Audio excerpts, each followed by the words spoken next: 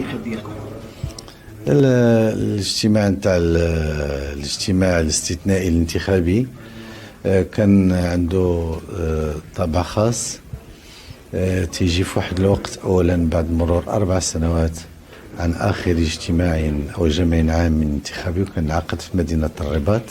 في سنة 2021 كيف كيتذكر الجميع. وهذا الطابع الخاص جاء في واحد الوقت اللي بلادنا بطبيعة الحال بفضل رؤية ملكية استباقية دامت لأكثر من 25 سنة، واللي رسخت يعني التعاون والتواجد المغربي في القارة الأفريقية في الرياضة وفي كرة القدم. كنا يعني خدينا شي شوية تاع التأخر على هذا الدخول في هذه الرؤية الاستراتيجية،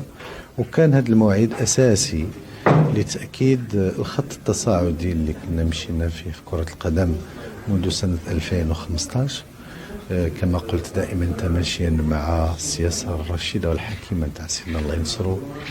في تصوره لروابط المغرب بالقارة السمراء وببلدانها وأشقائها. الموعد حدد هذا الخط التصاعدي والحضور نتاع بلادنا المحترم داخل كيف شفتيو الأوساط الأفريقية، والتصويت اللي عطى هاد النتائج واللي عطى يعني عطى واحد التشخيص حقيقي لليوم للحضور نتاع مختلف البلدان داخل القارة وعلى المستوى الكروي.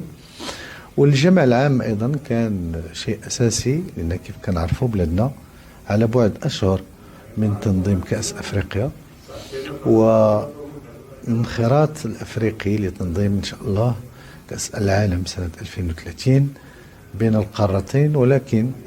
بمنطلق قاري أفريقي. اليوم هذا الجمع العام الانتخابي وكان عنده صبغة خاصة، لأنه يعني أضفى طابع الالتفاف و يعني حول المغرب، حول القيادة نتاع سيدنا المملكة المغربية، وحول يعني المغرب جعله كقافلة في مختلف أوجه التنمية في مقدمتها كرة القدم تحدث عن التنمية الرياضية،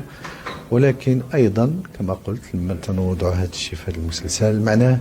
أن الأحداث الدولية المقبلة المغرب ستكون وراءه قارة بأكملها مساندة